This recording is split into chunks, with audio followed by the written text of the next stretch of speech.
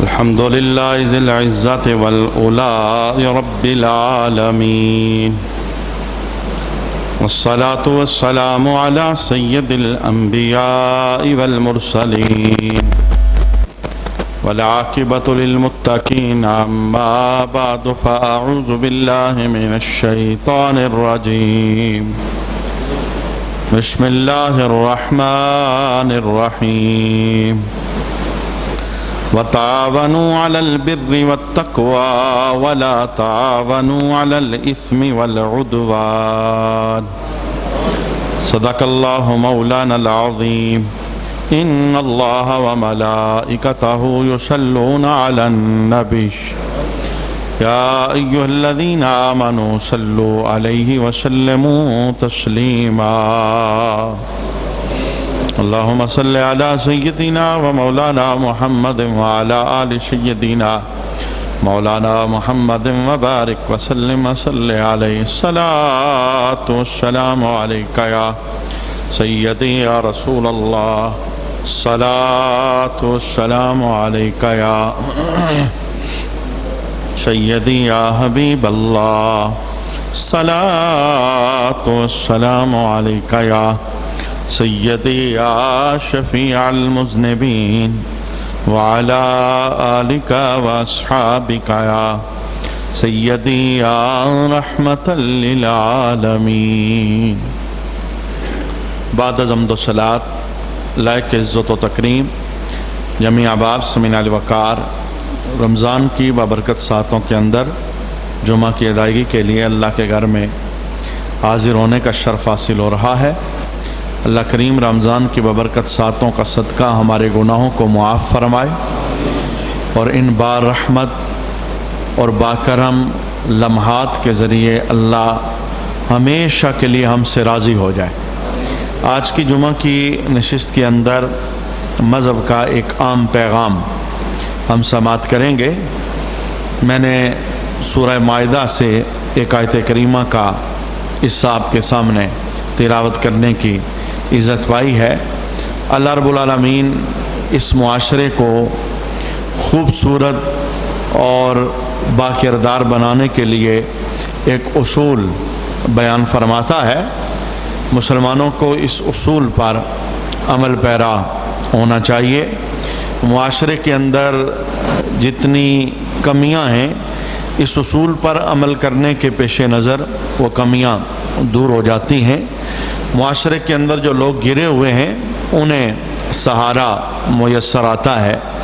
معاشرے کے اندر جو لوگ بھوکے ہیں ان کی بھوک کا خاتمہ ہو جاتا ہے. وہ اصول کیا ہے؟ اللہ رب العالمین ارشاد فرماتا ہے وَتَعَاوَنُوا عَلَى الْبِرِّ وَالتَّقْوَى، اور تعاون کرو، مدد کرو ایک دوسرے کے ساتھ نیکی اور تقوی کے کاموں کے اندر. اور دوسرا اصول رب کائنات نے ارشاد فرمایا وَلَا تَعَاوَنُوا عَلَى الْإِثْمِ وَالْعُدْوَانِ، اور نہ مدد کرو نہ تعاون کرو ایک دوسرے کے ساتھ گناہ اور دشمنی کے کاموں کے اندر. تو قرآن پاک نے بنیادی طور پر ایک اصول ارشاد فرمایا کہ انسان کو انسان کی مدد کرنی چاہیے اچھے کاموں کے اندر، تقوی کے اندر، پرہیزگاری کے اندر. ایک دوسرے کے ساتھ ہاتھ بٹانا چاہیے اور ایک دوسرے کی مدد کرنا چاہیے. یہ اصول اگر اسلامی معاشرہ اس پر عمل پیرا ہو جائے تو ہمارے جو پسے ہوئے لوگ شکوہ اور شکایت کرتے ہیں ان کا شکوہ ختم ہو جائے اور ان کے درد اور دکھ کا مداوع ہو جائے. اور بنیادی طور پر نبی کریم علیہ السلام نے اپنی احادیث کے اندر اس فلسفے کو بیان فرمایا ہے. ہم اعمال کرتے ہیں اور ہماری کوشش ہوتی ہے کہ وہ عمل ہم کریں جس میں اجر زیادہ ہو، جس میں ثواب زیادہ ہو. کام تھوڑا کریں مزدوری زیادہ ملے، کام تھوڑا کریں اجر زیادہ ملے. تو آقا حضور رحمت عالم صلی اللہ تعالیٰ علیہ وآلہ وسلم نے اس سلسلہ کے اندر بہت خوبصورت ہماری رہنمائی فرمائی ہے۔ نبی کریم علیہ السلام کے اس فرمان کو طبرانی نے معجم کبیر کے اندر ذکر کیا ہے۔ حضرت عبداللہ بن عمر رضی اللہ تعالی عنہما آپ روایت کرتے ہیں، آقا حضور رحمت عالم صلی اللہ تعالی علیہ وآلہ وسلم کے دربار کے اندر ایک شخص حاضر ہوا۔ ان رجلا جاء الی النبی فقال یا رسول اللہ صلی اللہ علیہ وآلہ وسلم ای الناس احب الی اللہ تعالی۔ اس نے آ کے سوال کیا، یا رسول اللہ صلی اللہ تعالی علیہ وآلہ وسلم، اللہ کو لوگوں میں سے سب سے زیادہ پیار کس بندے کے ساتھ ہے؟ اللہ کا پیارا کون ہے؟ کس سے اللہ زیادہ پیار کرتا ہے، محبت کرتا ہے؟ اللہ کے ہاں کون سا بندہ ہے جو محبت والا ہے، پیار والا ہے اور اللہ کی نگاہ رحمت کے اندر رہتا ہے؟ اب اگر آپ اعمال کی لسٹ پڑھنا چاہو تو ہر عمل شاندار ہے، اونچا ہے۔ نماز بہت بلند عمل ہے اور روزہ بہت اونچا عمل ہے، حج بھی بڑی سعادتوں والا عمل ہے، زکوٰۃ کی ادائیگی بھی بہت برحمت کام ہے۔ ہر عمل اپنی جگہ پر وہ بڑی رحمتیں رکھتا ہے اور بڑے کرم رکھتا ہے۔ لیکن آج نبی کریم علیہ الصلوۃ والسلام کے دربار میں جب سوال ہوا کہ اللہ کے دربار میں سب سے زیادہ کون سا عمل ہے جو پسندیدہ ہے اور اللہ بندوں میں سے کس سے زیادہ پیار کرتا ہے اور محبت کرتا ہے، آقا حضور رحمت عالم صلی اللہ علیہ وآلہ وسلم نے جو جواب ارشاد فرمایا وہ جواب دل کی تختی پر لکھنے والا ہے اور پھر اسے اپنے عمل کے اندر شامل کرنے کی ضرورت ہے۔ جواب یہ تھا، حضور رحمت عالم صلی اللہ علیہ وآلہ وسلم نے ارشاد فرمایا، احب الناس الی اللہ انفعہم للناس۔ فرمایا وہ بندہ اللہ کے دربار میں سب سے زیادہ پیارا ہے جو بندوں کے لیے سب سے زیادہ منافع والا ہے۔ وہ جو بندوں کے لیے نفع بخش ہے وہ اللہ کے دربار کا پیارا ہے، یعنی وہ بندہ جس سے انسانیت کو فائدہ ہوتا ہے، جس سے لوگوں کو فائدہ ہوتا ہے۔ بعض لوگ ہوتے ہیں وہ بنجر ہوتے ہیں، یعنی ان کی ذات کا فائدہ اپنی ذات تک محدود رہتا ہے، وہ کسی دوسرے کو فائدہ نہیں دے سکتے، نہ ان کی زبان فائدہ مند ہوتی ہے، نہ ان کی گفتار فائدہ مند ہوتی ہے، نہ ان کا کردار فائدہ مند ہوتا ہے، نہ ان کی مالداری فائدہ مند ہوتی ہے، نہ ان کی قوت اور طاقت فائدہ مند ہوتی ہے، نہ ان کا عہدہ فائدہ مند ہوتا ہے، وہ فقط اپنی ذات کے لیے جینا سیکھتے ہیں۔ تو محبوب کریم علیہ السلام نے ارشاد فرمایا، اللہ کو سب سے پیارا وہ بندہ لگتا ہے جو لوگوں کو سب سے زیادہ نفع دیتا ہے، جو لوگوں کو سب سے زیادہ منافع دیتا ہے۔ ہم انسانیت کے لیے کیسے فائدہ مند بن سکتے ہیں؟ کون کون سی چیزیں ہیں جو انسانیت کے فائدے کا سبب بنتی ہیں؟ قربان جائیں رسول اللہ صلی اللہ تعالیٰ علیہ وآلہ وسلم کی ذات والا شان پر آپ نے وہ ساری چیزیں ایک ایک کر کے بیان فرمائی۔ فرمایا یہ کام کرنا انسانیت کا بھلا ہے، یہ کام کرنا بندوں کا اس کے اندر فائدہ ہے، تم اللہ کے پیارے بن جاؤ گے، اللہ کے قریبی بن جاؤ گے، اللہ کی نگاہ کے اندر آ جاؤ گے۔ اچھا، رسول اللہ صلی اللہ علیہ وآلہ وسلم سے دوسرا سوال کیا گیا، یا رسول اللہ ای الاعمال احب الی اللہ، اعمال کی دنیا میں کون سا عمل زیادہ اللہ کو پسندیدہ ہے؟ پہلا سوال یہ تھا بندوں میں سے کون اللہ کو زیادہ اچھا لگتا ہے، کون پسندیدہ ہے؟ تو رسول اللہ نے جواب دیا جو بندوں کو زیادہ نفع دیتا ہے، جس کی زندگی کا انداز یہ ہے اس سے انسانیت کو فائدہ پہنچتا ہے، بندے منافع اس سے لیتے ہیں اور وہ فائدہ مند بندہ ہے معاشرے کے لیے، فرمایا اللہ کے دربار کے اندر پیارا بندہ ہے۔ اور دوسرا سوال یہ ہوا ای الاعمال احب الی اللہ، عرض کی گئی یا رسول اللہ صلی اللہ علیہ وسلم اعمال کی دنیا میں سب سے پیارا عمل اللہ کو کون سا لگتا ہے؟ تو میرے محبوب کریم علیہ السلام نے اس موقع پر کچھ اعمال ارشاد فرمائے، ان اعمال پر تھوڑی توجہ کی ضرورت ہے۔ سب سے پہلا عمل میرے محبوب نے ارشاد فرمایا احب الاعمال الی اللہ سرور تدخلہ علی مسلم، فرمایا اللہ کو اعمال کی دنیا میں سب سے پیارا عمل یہ لگتا ہے کہ تو کسی مسلمان کے دل میں خوشی داخل کر دے، یعنی تو کوئی ایسا کام کرے، تو کوئی ایسا کردار نبھائے جس کی وجہ سے ایک مسلمان کا دل خوش ہو جائے۔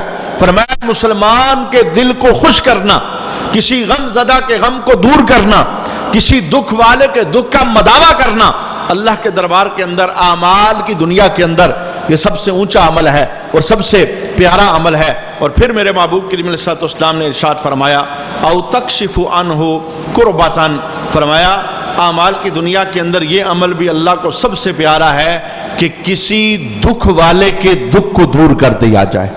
کوئی بندہ دکھی ہے، دکھ کے اندر مبتلا ہے، اس کی زندگی کے شب و روز مشکل گزر رہے ہیں اور تو آگے بڑھے اور تیری وجہ سے اس کی زندگی بدل جائے اور اس کا دکھ سکھ میں بدل جائے، فرمایا یہ عمل اللہ کے دربار کے اندر سب سے پیارا عمل ہے اور اللہ اس سے بڑا پسند فرماتا ہے۔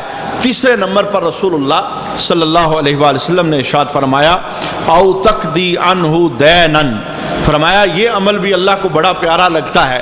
اگر کوئی مسلمان قرضے کے بوجھ تلے دب گیا ہے، وہ نکلنا چاہتا ہے نکل نہیں پاتا، اور تو آگے بڑھے اور اس کے قرضہ اتارنے کا تو سبب بن جائے، یا تیرا وہ مقروض ہے تو اس کا قرضہ معاف کر دے، اس سے قرض اترنے کا سبب تیری ذات بنے، فرمایا اللہ کے دربار کے اندر یہ عمل بہت پسندیدہ عمل ہے۔ میں یہ کہتا ہوں جس دور سے اس وقت ہم گزر رہے ہیں، لوگ ایک دوسرے کی مدد کرتے ہیں لیکن چھپا کر مدد کرنا بہت کم لوگوں کو آتا ہے، اور اگر کوئی حقیقی کسی کی مدد کرنا چاہتا ہے تو یہ محلے کے اندر، گاؤں کے اندر، دیہاتوں کے اندر یہ رواج ہے کہ لوگ جو غریب لوگ ہیں وہ دکانوں سے ادھار سودا اٹھاتے ہیں، ان کے پاس اتنی طاقت نہیں ہوتی کہ وہ نگد لے کر آ جائیں، وہ ادھار سودا لے کے چلے جاتے ہیں، پھر محنت مزدوریاں کرتے ہیں اور پھر اس قرضے کو اتارنے کی کوشش کرتے ہیں، اور کبھی کسی دکان پر جا کر بغیر بتائے کسی غریب کے قرض کو اتار دینا، اس کا اجر یہ یہاں نہیں پتا چلے گا، یہ پتا چلے گا اللہ کے دربار میں جب بندہ پہنچے گا۔ دکھا کر عمل کرنا یہ اور ہوتا ہے اور چھپا کر عمل کرنا یہ اور ہوتا ہے۔ میرے محبوب کریم علیہ السلام نے فرمایا اعمال کی دنیا کا یہ بادشاہ عمل ہے کہ کوئی مقروض بندہ ہے، تنگ دست ہے، قرضے کے بوجھ تلے دبا ہوا ہے اور دن بدن پریشانی کا شکار ہو رہا ہے، اگر کوئی مسلمان آگے بڑھتا ہے اور اس کے قرض اترنے کا سبب بن جاتا ہے، اس کا قرضہ اتار دیتا ہے، فرمایا یہ اللہ کے دربار کے اندر بہت بلند عمل ہے اور بہت اونچا عمل ہے۔ چوتھے نمبر پر میرے محبوب کریم علیہ السلام نے ارشاد فرمایا او تطرد عنہ جوعا، فرمایا اعمال کی دنیا کے اندر یہ عمل بھی بہت اونچا ہے کہ تو کسی ایمان والے کی بھوک کو دور کر دے۔ خود پیٹ بھر کر کھانا اور دوسروں کی خبر گیری نہ کرنا یہ مسلمان کی شان نہیں ہے۔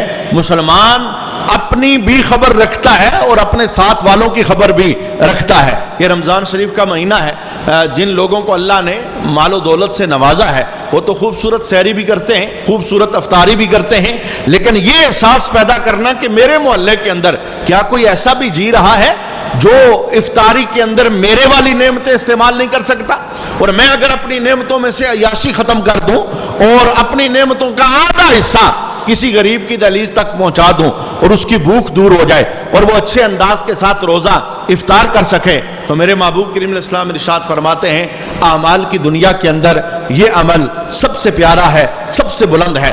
آپ نے بنیادی طور پر 4 عمل دیکھے۔ رسول اللہ نے پہلا عمل ارشاد فرمایا اللہ کو بڑا پیارا ہے کسی مسلمان کے دل میں خوشی داخل کرنا۔ ظاہر ہے دکھیارے کی مدد ہو جائے وہ خوش ہو جاتا ہے، غریب کی مدد ہو جائے خوش ہو جاتا ہے، ننگے کو لباس مل جائے خوش ہو جاتا ہے، بھوکے کی بھوک مٹ جائے اسے خوشی کا احساس ہو جاتا ہے کہ میرا بھی کوئی بھلا کرنے والا ہے اور میرے ساتھ بھی کوئی چلنے والا ہے۔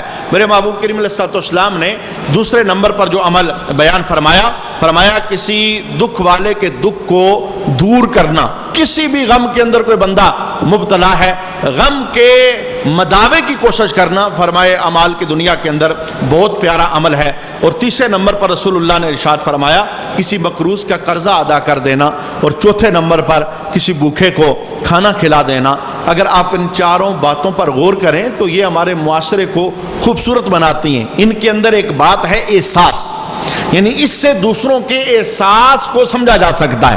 اور اگر آپ یہ دیکھنا چاہیں کہ رمضان ہمیں کیا سکھاتا ہے، رمضان کا جو سب سے بڑا سبق ہے وہ یہی ہے، صبح سے لے کے شام تک جو ہمیں بھوکا پیاسا رکھا جاتا ہے ہمیں دوسروں کی بھوک کا احساس ہو۔ ہمیں دوسروں کی کمیوں کا احساس ہو. جب بندہ خود نعمتوں میں ڈوبا ہوتا ہے بعض اوقات اسے دوسرے کا احساس نہیں ہوتا. وہ سمجھتا ہے جس طرح میں سکھی ہوں سارا جہان ہی سکھی ہے, جس طرح میری جھولی کے اندر نعمتوں کی بہتات ہے سارے جہان کے پاس ایسا ہی ہے. نعمت کی کمی جب بندے کے پاس آتی ہے بندے کو احساس ہوتا ہے. تو یہ روزہ ایک مشق ہے احساس پیدا کرنے کی, اور تنگ لوگوں کی اور غریب لوگوں کی, محتاج لوگوں کی, اور وہ لوگ جو اس قابل ہیں کہ ان کی مدد کی جائے ان کا احساس پیدا کرنے کی. میرے محبوب کریم علیہ السلام نے اس کا اجر بیان فرمایا کہ اگر کوئی مسلمان کسی مسلمان کی مدد کرتا ہے اور اس کے دکھ کا مداوا بنتا ہے, اس کی بھوک کو ختم کرتا ہے اور ضرورت کے وقت اسے کام آتا ہے, اس کا اجر کیا ہے, اس کا ثواب کیا ہے. اللہ کے حبیب کا یہ فرمان رسول اللہ صلی اللہ تعالیٰ علیہ وآلہ وسلم نے اس لحاظ سے بیان فرمایا, کچھ کام ایسے ہوتے ہیں کہ جن کا اجر واضح ہوتا ہے اور اس مثال کے ذریعے دوسرے کام کے اجر کو بیان کیا جاتا ہے. اب اعتکاف کرنا یہ کتنا اونچا کام ہے, بہت سعادت مندی والا کام ہے. عام مساجد کے اندر اعتکاف کرنا, یعنی اس مسجد میں اعتکاف بہت بڑی بات ہے, لیکن وہ بندہ جو رسول اللہ کی مسجد میں اعتکاف کرے, یعنی مسجد نبی شریف کے اندر, اس اعتکاف کا اجر کتنا ہے, اس کا ثواب کتنا ہے. اب رسول اللہ کا مبارک جملہ سنیے. اللہ کے حبیب ارشاد فرماتے ہیں وَلَأَنْ أَمْشِيَ مَعَ أَخٍ فِي حَاجَةٍ أَحَبُّ إِلَيَّ مِنْ أَنْ أَعْتَكِفَ فِي هَذَا الْمَسْجِدِ. فرمایا میں کسی صحابی کے ساتھ اس کی ضرورت کو پورا کرنے کے لیے چلوں. رسول اللہ اپنی بات کہتے ہیں, فرمایا کوئی محتاج میرا غلام ہو, صحابی ہو, ضرورت مند ہو, میں اس کے ساتھ چلوں اس کی ضرورت پوری کرنے کے لیے. وہ بیمار ہے تو میں اس کی دوائی کا اہتمام کروں, وہ محتاج ہے تو میں محتاجی دور کرنے کے لیے چل کے جاؤں اس کے پاس اور اس کے ساتھ چلوں, اس کے کندھے کے ساتھ کندھا ملا دوں. اللہ کے حبیب ارشاد فرماتے ہیں ایک طرف یہ عمل ہے کہ کسی غلام کی ضرورت کو پورا کرنے کے لیے میں اس کے ساتھ جا رہا ہوں, اور دوسری طرف یہ ہے میری مسجد میں اعتکاف. حضور فرماتے ہیں مجھے یہ بات اپنی مسجد میں اعتکاف بیٹھنے سے زیادہ پسند ہے کہ میں کسی غلام کی مدد کروں.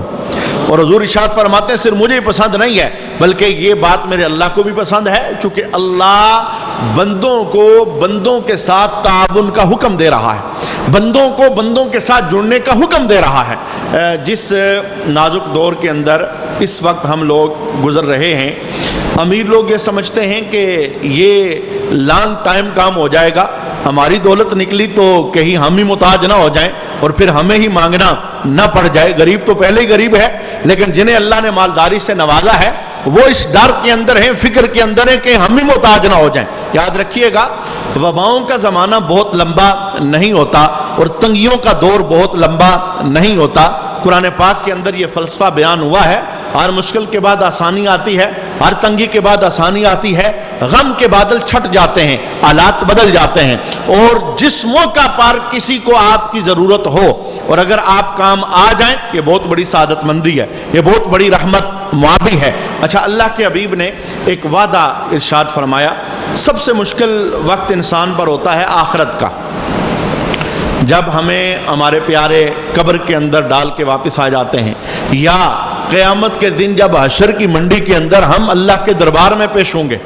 ماں بھی سامنا کرے گی تو دیکھ کر راستہ بدل دے گی, اور باپ بھی اگر آمنا سامنا ہو جائے گا تو دیکھ کر راستہ بدل دے گا کہ کہیں بیٹا نیکی نہ مانگ لے, کہیں بیٹا نیکی کا مطالبہ نہ کر دے. اتنا مشکل وقت بزم حشر کا. تو رسول رحمت صلی اللہ تعالیٰ علیہ وآلہ وسلم نے قیامت کے دن کا ایک فلسفہ بیان فرمایا. اللہ کے حبیب کا یہ فرمان صحیح مسلم شریف کے اندر موجود ہے, اور حضرت ابو ہریرہ رضی اللہ تعالیٰ عنہ آپ اس حدیث کو روایت کرتے ہیں. آقا حضور رحمت عالم صلی اللہ علیہ وسلم نے فرمایا من نفس عن مؤمن کربتا من کرب الدنیا, فرمایا جو بندہ اس دنیا میں کسی مومن کا دکھ دور کر دیتا ہے, اس دنیا کے اندر کسی مومن کو مشکل سے نکال دیتا ہے, اس دنیا کے اندر کسی مومن کی بھوک کو دور کر دیتا ہے, اس دنیا کے اندر یہ سودا اس دنیا کا ہے, ادھر کرو گے جزا آگے ملے گی. جزا کیا ہے؟ میرے محبوب ارشاد فرماتے ہیں قربتن من قرب یوم القیامہ, فرمایا قیامت کے دن اللہ اس بندے کے دکھوں کو دور فرما دے گا۔ مجھے بتائیے اشر کا دکھ سب سے شدید دکھ ہے، جہاں ماں بھی سینے لگانے کے لیے تیار نہیں ہے، جہاں باپ دیکھ کر راستہ بدل دیتا ہے، جہاں جگری یار دوستیاں ختم کرتے نظر آتے ہیں، نفسی نفسی کا عالم ہوتا ہے۔ اللہ کے حبیب ارشاد فرماتے ہیں دنیا کے اندر دکھی لوگوں کی مدد کرو اور دکھیاروں کے دکھ دور کرنے کی کوشش کرو، کیا ہوگا؟ ادھر تم نے کسی مومن کے دکھ کو دور کیا ہے اور اسے پاؤں پر کھڑا کر دیا، کیا ہوگا؟ جب قیامت کے دن تم محتاج بن کر اللہ کے دربار میں آؤ گے، اللہ تعالیٰ وعدہ دیتا ہے میں تمہارے دکھ دور کر دوں گا۔ اللہ سے بڑھ کر کون ہے جو دکھ دور کرنے والا ہے، جو محتاجیاں ختم کرنے والا ہے؟ اسی کے ساتھ ملتا جلتا ایک اور فرمان رسول اللہ صلی اللہ تعالیٰ علیہ وآلہ وسلم نے ارشاد فرمایا۔ حضور فرماتے ہیں من یسر ام موسر، جس بندے نے دنیا میں کسی کی مشکل حل کر دی، کوئی بندہ تنگ دست تھا اس کی تنگ دستی کو دور کیا، کوئی بھوکا تھا کھانا کھلایا، کوئی بیمار تھا علاج کروا دیا، کوئی بھی مشکل کسی دنیا کے اندر بندے کے ساتھ لگی تھی اور یہ بندہ صاحب مال تھا، صاحب نعمت تھا، اس نے اس کی مشکل کو حل کر دیا، میرے محبوب کریم علیہ السلام ارشاد فرماتے ہیں یسر اللہ علیہ فی الدنیا والآخرہ، فرمایا اللہ اس بندے کو دنیا میں بھی آسانیاں دے گا اور آخرت میں بھی آسانیاں عطا فرمائے گا۔ اب یہ وعدہ دونوں وعدے ہیں، فرمایا تو نے دنیا میں کسی تنگ دست کی مشکل کو دور کیا ہے، اب اللہ کا تیرے ساتھ وعدہ ہے تیری دنیا بھی اللہ آسان کر دے گا اور تیری آخرت بھی اللہ آسان کر دے گا۔ صرف آخرت نہیں بلکہ دنیا، بلکہ حدیث شریف کے اندر رسول اللہ صلی اللہ تعالیٰ علیہ وسلم کا یہ فرمان موجود ہے کہ جب بندہ کسی اللہ کے بندے کی مدد کے اندر لگ جاتا ہے، کسی محتاج دکھ اور غربت کے اندر پسے ہوئے بندے کی مدد کے لیے آگے بڑھتا ہے، اس وقت وہ دنیا کے اندر ہے، اس کے ساتھ اللہ رب العالمین کا کس طرح کا رحمت معاب معاملہ ہوتا ہے۔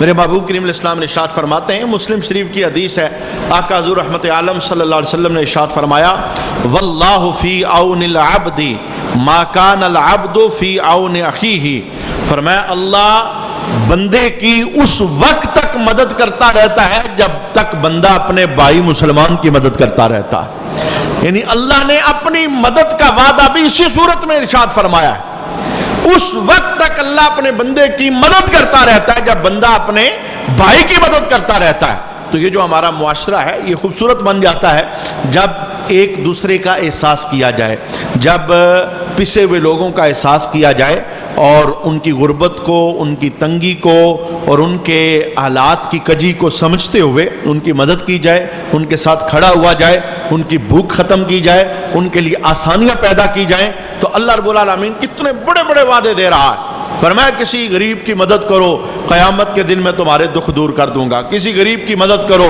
میں دنیا میں تمہیں آسانیاں دوں گا، میں آخرت میں تمہیں آسانیاں دوں گا، اور پھر ساتھ مدد کے اندر یہ وعدہ بھی ارشاد فرما دیا، فرمایا جب تک میرا بندہ میرے بندے کی مدد کرتا رہتا ہے تب تک میں اللہ بھی اپنے بندے کی مدد کرتا رہتا ہوں، اور جب بندہ میرے بندے سے رخ موڑ دیتا ہے میں اللہ بھی اس سے رخ موڑ دیتا ہوں اور میری مدد اس سے دور ہو جاتی ہے۔ گویا دنیا کے اندر اللہ کی مدد، اللہ کی نصرت لینے کا ایک ذریعہ ہے کہ دکھی لوگوں کی مدد کی جائے، اور احساس جو رمضان شریف ہمیں دینا چاہتا ہے اس احساس کو اپنے ذہنوں کے اندر بیدار کیا جائے۔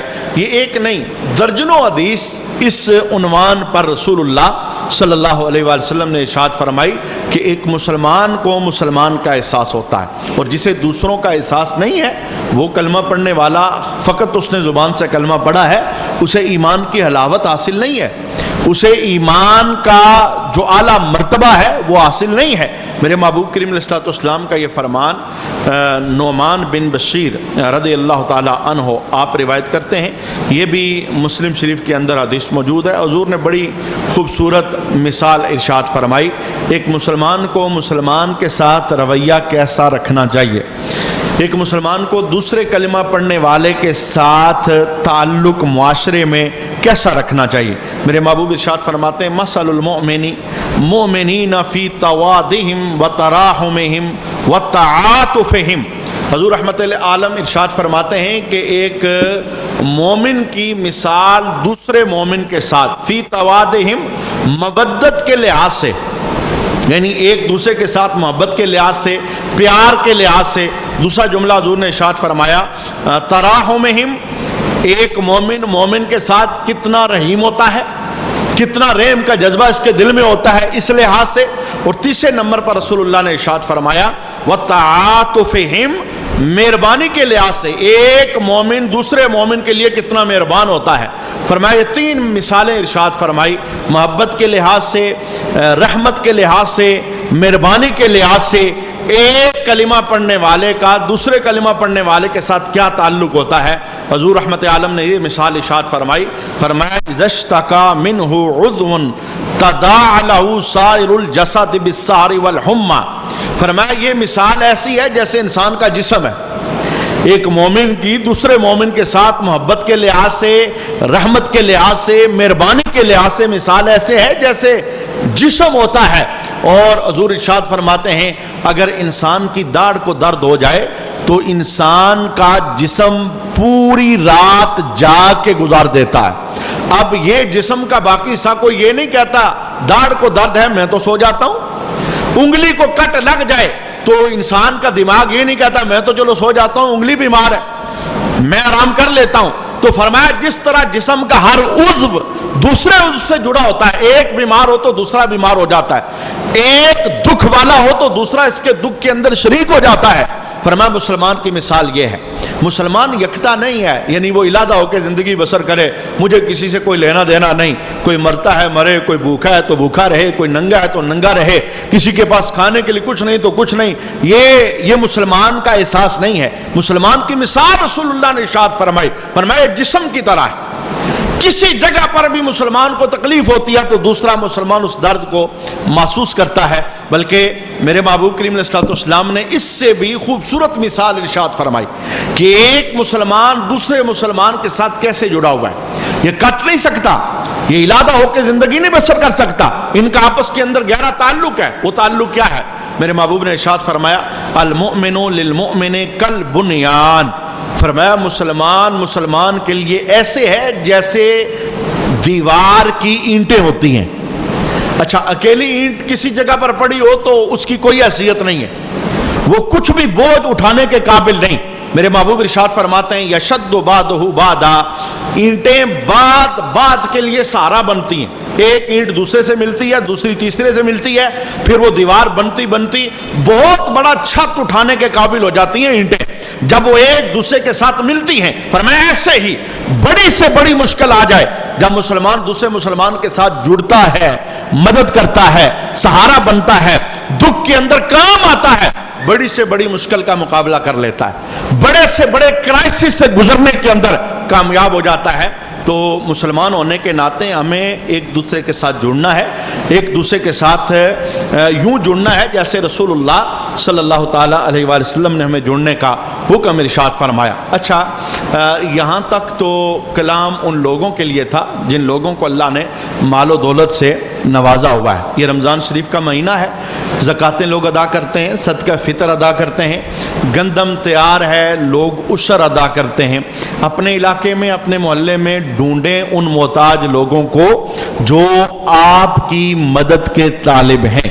ضروری نہیں ہوتا ہر مانگنے والا محتاج ہوتا ہے، بے شمار مانگنے والے وہ پیشہ ور ہوتے ہیں، وہ محتاج نہیں ہوتے. جو محتاج ہوتے ہیں وہ مانگتے نہیں ہیں، انہیں ان کی جو غیرت ہے وہ مانگنے کے بیچ میں رکاوٹ ہوتی ہے. تو خود تلاش کریں اپنے علاقے میں، اپنے محلے میں، اور جو آپ نے حق ادا کرنا ہے اگر کل دینا ہے تو آج دیں تاکہ غریب کی غربت کے اندر مدد ہو سکے اور اس مشکل حالت کے اندر ان کے دکھ کا مداوا ہو سکے. اچھا یہ سارا کچھ تو ان لوگوں کے لیے تھا جن لوگوں کے اللہ نے مال و دولت سے نوازا ہے. وہ مدد کریں اور مال کے ذریعے دکھ دور کریں، بھوک دور کریں، اور رسول اللہ صلی اللہ علیہ وسلم کی امت کی دعائیں لیں. رسول اللہ صلی اللہ علیہ وسلم نے اس امت کے غریبوں کے لیے بھی تعاون کا طریقہ بتایا کہ تم غریب ہو تم بھی دوسروں سے تعاون کر سکتے ہو. تمہارے پاس پیسہ نہیں، مال و دولت نہیں، لیکن تم اس معاشرے کا حصہ ہو, تم بھی دوسروں کے ساتھ تعاون کر سکتے ہو. ایک لمبی حدیث ہے مسند امام احمد کی, ہم وہ سماعت کریں گے. رسول اللہ صلی اللہ علیہ وسلم نے کتنے خوبصورت الفاظ کے اندر اس معاشرے کے اندر جو انسان کا انسان کے ساتھ جڑنا ہے اس کو بیان فرمایا. آقا حضور رحمت عالم صلی اللہ علیہ وآلہ وسلم کے اس فرمان کو حضرت ابو ذر غفاری رضی اللہ تعالی عنہ روایت کرتے ہیں. رسول اللہ نے ارشاد فرمایا, علی کل نفس فی کل یوم طلعت فی شمس صدقہ. فرمایا ہر بندے پر ہر روز سورج چڑھنے کے ساتھ صدقہ کرنا لازم ہے, یعنی ہر روز وہ صدقہ کرے. اور ایک حدیث کے اندر ہے کہ انسان کے جسم کے 360 جوڑ ہیں اور انسان کے جسم کے ہر جوڑ پر صدقہ ہے, اسے چاہیے کہ وہ صدقہ کرے. اچھا, جب یہ رسول اللہ کے دربار کے اندر صحابہ موجود تھے, حضور نے یہ بات ارشاد فرمائی تو حضور کے دربار کے اندر سوال ہوا. ابو ذر غفاری کہتے ہیں میں نے عرض کی, یا رسول اللہ من این اتصدق, حضور میں ہر روز صدقہ کہاں سے کروں؟ اور پھر سارے صحابہ کی کنڈیشن, یعنی وہ جو دور تھا اس دور کے مطابق آپ نے رسول اللہ کے دربار کے اندر عرض کیا, یا رسول اللہ لیس لنا اموال, ہمارے پاس مال نہیں ہے, ہر چڑھتے سورج کے ساتھ ہم صدقہ کیسے کریں؟ تو اب اللہ کے حبیب نے اس امت کے محتاج لوگوں کے لیے صدقے کا اجر بھی بیان فرمایا اور معاشرے کا ایک خوبصورت آپس میں جڑے رہنے کا انداز بھی بیان فرمایا. وہ کیا تھا؟ میرے محبوب کریم علیہ السلام نے ارشاد فرمایا صدقے کی بے شمار قسمیں ہیں. ان من ابواب الصدقۃ التکبیر. فرمایا کسی کے پاس مال نہیں ہے, وہ اگر اپنی زبان سے اللہ اکبر کی صدا لگا دیتا ہے, اللہ اس سے بھی صدقے کا ثواب عطا فرماتا. اب مال داری کے لیے تو یہ ہے کہ وہ مال لگائے تو صدقہ ہے, اور جس کے پاس مال نہیں ہے وہ چاہتا ہے میں بھی صدقہ لے لوں. فرمایا وہ اپنی زبان کو حرکت دے, اللہ اکبر کی صدا بلند کرے, اللہ اسے صدقے کا ثواب عطا فرمائے گا. دوسرے نمبر پر میرے محبوب نے فرمایا وسبحان اللہ. جو بندہ اپنی زبان کو حرکت دیتا ہے, سبحان اللہ کی صدا لگاتا ہے, اللہ اسے بھی صدقے کا اجر عطا فرماتا ہے. تیسرے نمبر پر رسول اللہ نے ارشاد فرمایا والحمدللہ. جو اللہ کی نعمتوں پر شاکر ہو کر اپنی زبان پر الحمدللہ کے کلمات لاتا ہے, اللہ ان کلمات پر بھی اسے صدقے کا ثواب عطا فرماتا ہے. اور چوتھے نمبر پر رسول اللہ صلی اللہ علیہ وآلہ وسلم نے ارشاد فرمایا وَأَسْتَغْفِرُ اللَّهِ. جو بندہ اپنے گناہوں کی معافی مانگتا ہے, کیونکہ رمضان گناہوں کی معافی مانگنے کا ایک بہت بڑا ذریعہ ہے, فرمایا استغفار کی تسبیح پڑھتا ہے, استغفر اللہ استغفر اللہ, یہ صدائیں لگاتا ہے. جتنی بار یہ لفظ اپنی زبان سے ادا کرے گا, اللہ اس بندے کو صدقے کا اجر اور ثواب عطا فرمائے گا. اچھا, یہ وہ کلمات تھے جو زبان سے بندہ پڑھ کر صدقہ لے سکتا ہے, سبحان اللہ, الحمدللہ, اللہ اکبر, استغفر اللہ. اب میرے محبوب نے ارشاد فرمایا اور بھی صدقے کی قسمیں ہیں. میرے محبوب ارشاد فرماتے ہیں وَتَعْمُرُ بِالْمَعْرُوفِ. فرمایا اگر تو کسی بندے کو اچھے کام کا حکم دیتا ہے تو اس پر بھی اللہ تمہیں صدقے کا اجر عطا فرمائے گا. یہ اچھے کام کا حکم دینا یہ فقط خطیب کی ڈیوٹی نہیں ہے, فقط امام کی ڈیوٹی نہیں ہے. ہمارے معاشرے کا ہر فرد مبلغ ہے. اگر وہ اس حیثیت کو سمجھنے کی کوشش کرے, خاندان کا ہر بڑا بندہ مبلغ ہے, اگر وہ اس حیثیت کو سمجھنے کی کوشش کرے, فرمایا اس پر بھی صدقے کا ثواب ہے, اچھائی کا حکم دینا. اور پھر رسول اللہ نے ارشاد فرمایا وَتَنْهَا عَنِ الْمُنْكَرِ. فرمایا جو بندہ کسی کو برے کام سے روک دیتا ہے, اگلا رکے یا نہ رکے, روکنے والے کو اللہ پھر بھی صدقے کا ثواب عطا فرماتا ہے. اور حضور رحمت عالم نے پھر ارشاد فرمایا وَتَعْزِلُ الشَّوْكَةَ عَنْ طَرِيقِ النَّاسِ. فرمایا جہاں لوگ چلتے ہیں رستے کے اندر, تو رستے میں چلتے ہوئے اگر سامنے کوئی کانٹا پڑا ہے, تم اس کانٹے کو اٹھا کر سائیڈ پہ کر دیتے ہو, گزرنے والے مسلمان کے پاؤں میں نہ چبھ جائے. فرمایا جو اتنا تمہارے دل میں احساس پیدا ہوا ہے نا, مسلمان کو تکلیف نہ ہو, یہ کانٹا نہ چبھے, اس پر بھی اللہ تمہیں صدقے کا ثواب عطا فرمائے گا. پھر میرے محبوب ارشاد فرماتے ہیں والعزم والحجر. فرمایا رستے میں اگر ہڈی پڑی ہے یا کوئی پتھر پڑا ہے, تم اسے اٹھاتے ہو اور اٹھا کر سائیڈ پہ کر دیتے ہو, کسی مسلمان کو ٹھوکر نہ لگے, وہ گرے نہ, یہ احساس تمہارے دل کے اندر ہے مسلمان کی بھلائی کا, اللہ پھر بھی تمہیں صدقے کا اجر اور ثواب عطا فرمائے گا. وَتَعْدِلْ عَامَا. فرمایا اگر تم رستے میں بیٹھے ہو, کوئی اندھا گزر رہا ہے, تم اسے ہاتھ پکڑ کر روڈ پار کروا دیتے ہو. اتنی ساری جو تو نے مدد کی ہے ایک مسلمان کی, اندھے کو رستہ دکھایا ہے, فرمایا اس پر بھی اللہ تمہیں صدقے کا اجر اور ثواب عطا فرمائے گا۔ پھر میرے محبوب فرماتے ہیں وَتَسْمَعُ الْأَصَمَّ وَالْأَبْكَمَ حَتَّى يَفْقَى، اگر کوئی گونگا اور بہرا بندہ تھا، وہ تمہارے پاس آیا، ناسمجھ تھا، اسے کوئی چیز سمجھ نہیں آ رہی تھی، تم نے اسے کوئی چیز سمجھا دی، فرمایا اس پر بھی تمہارے لیے صدقہ ہے۔ وَتَدُلُّ الْمُسْتَدِلَّ عَلَى حَاجَةٍ، فرمایا کوئی بندہ ایڈریس پوچھنے تمہارے پاس آ گیا، فلاں مکان کدھر ہے، فلاں دکان کدھر ہے، فلاں جگہ کا رستہ کیسے ہے، تم نے رک کر تھوڑی دیر کے لیے رستے میں اس کی رہنمائی کی ہے، فرمایا اتنی ساری جو تو نے مسلمان کی مدد کی ہے، اللہ اس پر بھی تمہیں اجر اور ثواب عطا فرمائے گا۔ پھر میرے محبوب ارشاد فرماتے ہیں وَتَسْعَى بِشِدَّةِ سَاقَيْكَ إِلَى اللَّفَانَ الْمُسْتَغِيثِ، فرمایا جب تم اپنی پنڈلی کے زور سے چل کر کسی محتاج کی مدد کرتے ہو، پنڈلی کا زور لگا کے دوڑتے ہو کسی مددگار کی مدد کے لیے، ایکسیڈنٹ ہوا تو بھاگ کے چلے گئے، یار کوئی بندہ ہے گرا، ہمارے دور کا تو رنگ ہی عجیب و نرالا ہے، ایکسیڈنٹ ہو تو بھاگ کر موبائل نکال کر پہلے ویڈیو بناتے ہیں کہ میں وہ پہلا بندہ ہوں جو اس چیز کو وائرل کرنے کے اندر کامیاب ہو جاؤں گا۔ درد تو یہ ہونا چاہیے تھا جا کے دیکھوں میں چوٹ کہاں پر لگی ہے، بندہ گرا ہے، حالت کیا ہے، ہاسپٹل تک پہنچا دوں، یہ احساس۔ فرمایا پنڈلی کے زور پر تم دوڑے، کسی مسلمان کو گرا ہوا تم نے دیکھا، فرمایا اس پر بھی اللہ تمہیں صدقے کا ثواب عطا فرمائے گا۔ اور آخری لفظ حدیث کے یہ ہیں وَتَرْفَعُ بِشِدَّةِ ذَرَائِكَ مَعَ الضَّعِيفِ، فرمایا کوئی بوڑھا بندہ بوجھ اٹھا رہا تھا، نہیں کامیاب ہو رہا تھا، تم آگے بڑھے، تم نے بوجھ اٹھانے میں مدد کی، اللہ اس پر بھی تمہیں صدقے کا اجر عطا فرمائے گا۔ یہ ساری جو اتنی لمبی حدیث ہے، اس میں بنیاد کیا ہے؟ بنیاد ہے احساس، دوسروں کی مدد، دوسروں کے لیے اپنے دل کے اندر جگہ پیدا کرنا۔ ہم اللہ کے دربار میں دعا کرتے ہیں اللہ کریم دکھی انسانیت کی مدد کی توفیق عطا فرمائے، اور اللہ کی رضا کے لیے ایک دوسرے کے ساتھ تعاون کے اللہ سعادت عطا فرمائے۔ وما علینا الا